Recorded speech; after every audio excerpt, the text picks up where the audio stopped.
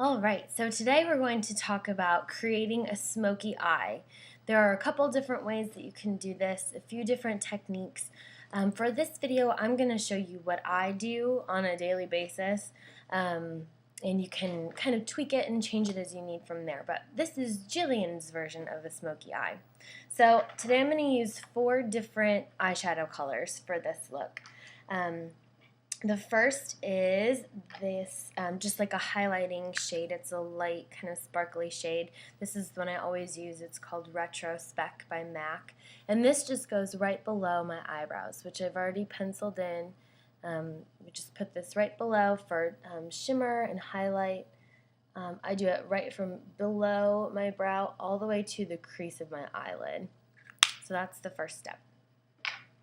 Then, I like to always use a lighter shade on my eyelid than I use to contour.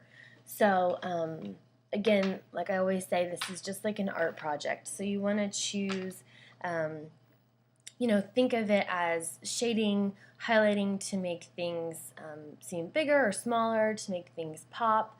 It's just like a drawing class.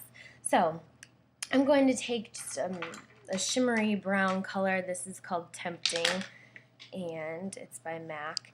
And I'm just going to use kind of a flat all-over shadow brush to put this on my eyelids. I'm just doing this from my lash line up to the crease,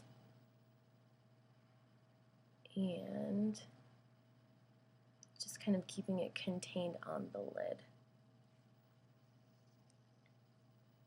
Do the other one.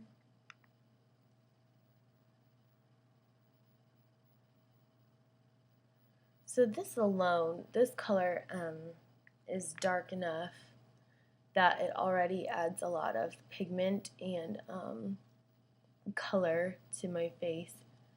But then after we finish this, we're going to go in and do the actual kind of contouring and shading. So you have the base color. Then what I like to do to make the crease a little bit deeper and darker is to use, this is actually just kind of a matte neutral color. It's called Wedge, and I like to put this just in the crease. So it doesn't add a lot of color, but it builds enough that it appears that there's kind of a shadow there. I like to build it a little bit on the outside too, just to add some more dimension. You can kind of see it doesn't add a lot of color, it just adds a shadow there. And I'm just putting that right along the crease, and then because this brush is fluffy, it's putting it a little bit up above the crease too. Focus on the outsides there. So that's the third color. And then finally, I use a couple different brushes for the shadow and the shading color.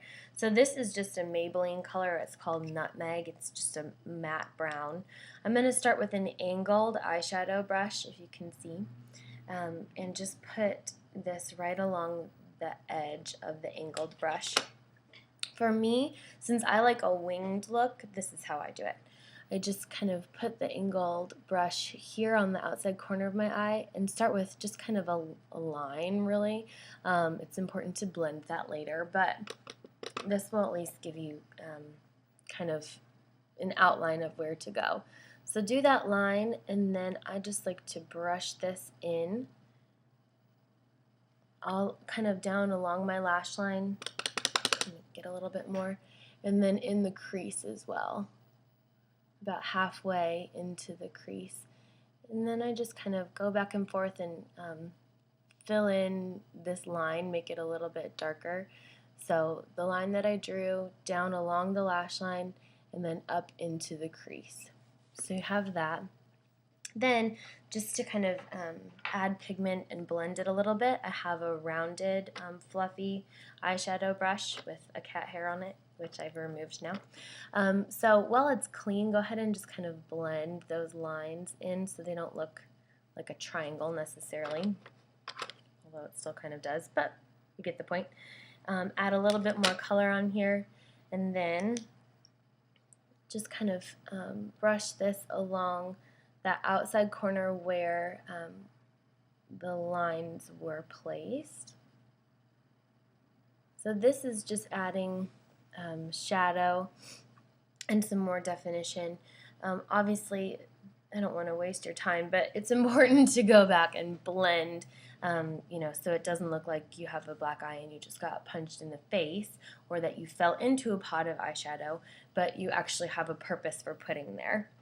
If you want, sometimes I do put this highlighter color back on the inside corner of my eye too, because I really like to have the appearance of like a fading color. So lighter on the inside, a little bit darker, darkest on the outside. You can also, like I said, do smoky eye, you know, a couple different ways, put shading different places, and we can talk about that another time. But this is Jillian's version of the smoky eye, starting lighter, getting darker, adding shading and contouring. The darkest spot for me should be right here in the outside crease of my eye. So that's how I do that. I'll go ahead and finish this and just show you the final product, but you don't have to wait around for that.